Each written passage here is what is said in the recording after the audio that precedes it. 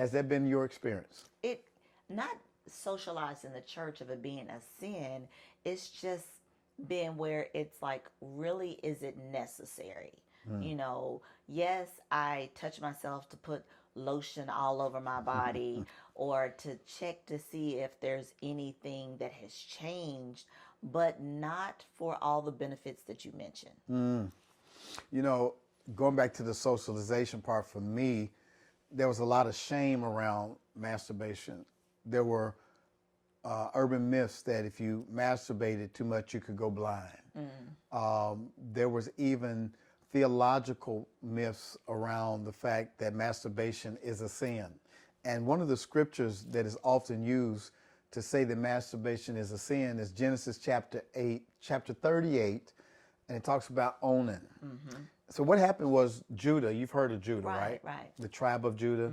Judah was one of the 12 sons of Israel, and he had a son named And his firstborn son, the Bible says he was wicked. We don't know how he was wicked, but the Lord caused him to die. Oh, wow.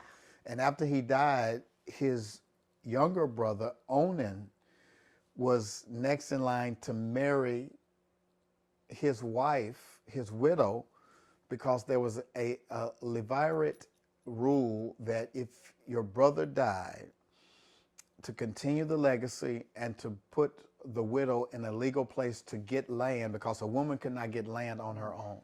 So if Onan does not marry her and give her a son, chances are she's going to be left destitute. Wow. So what he does is he has sex with her, but when he's having sex with her, he pulls out.